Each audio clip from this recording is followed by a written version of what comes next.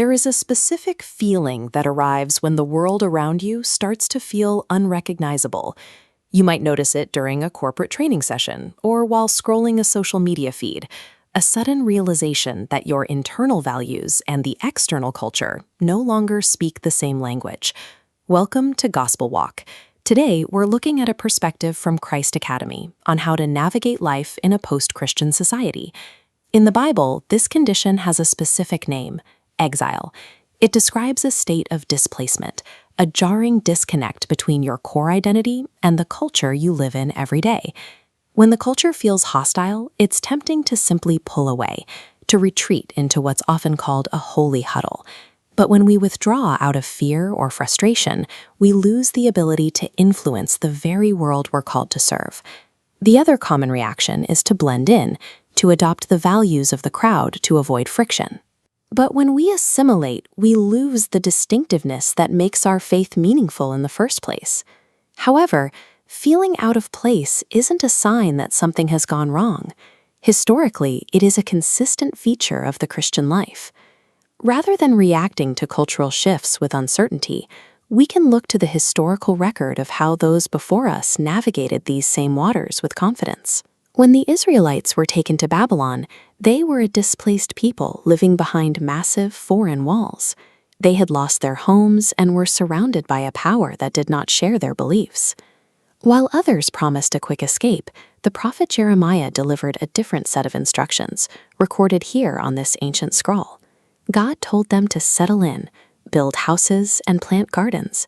He commanded them to actively work for the flourishing of the city where they were held, seeking its peace and its prosperity. Years later in the Persian Empire, we see this again. This was a system where power was absolute, and human life was often treated as a disposable commodity. Mordecai and Esther lived at the very center of this empire. They were outsiders who didn't choose their circumstances, yet they found themselves in the heart of the royal palace. They participated in the Persian system without letting it define their souls. They remained faithful to their identity in private until the moment God called them to act in public. This shows that you don't have to loudly conquer a culture to influence it. Instead, God uses the quiet, consistent integrity of His people to change the trajectory of an entire nation. So, how does this look on a Monday morning? How do you practically live as an ambassador at a secular job or university campus? This starts by remaining fiercely rooted in who you are. Before stepping out your front door, remind yourself that your value isn't tied to a job title, a political label, or the culture's opinion. You belong to God. From that foundation, you can actively bless your surroundings. This means working diligently for the good of your employer and praying for the people in your neighborhood, including the leaders you might disagree with. It also means maintaining a posture of hope. Even when the news feels heavy, we can trust that God is working through difficult circumstances for a purpose we may not yet see.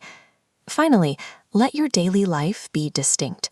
Whether it's how you handle your finances or how you speak to others, your integrity acts as a visible witness to the truth you carry.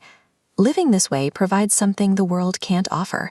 When your life is marked by this kind of grace and consistency, it naturally draws people toward the source of your hope. In the New Testament, the Apostle Peter wrote to early Christians facing Roman Empire pressure. He used these ancient excavations and walls as the backdrop for their shared history. He called them sojourners, temporary residents. He was reminding them that being an outsider is indeed the standard Christian position.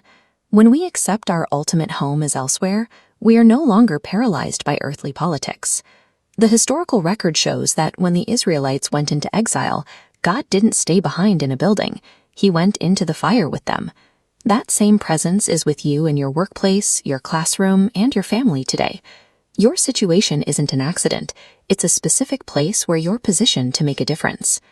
Think of one way you can bring that presence into your community this week. It could be as simple as buying lunch for a coworker or offering a sincere prayer for a local leader.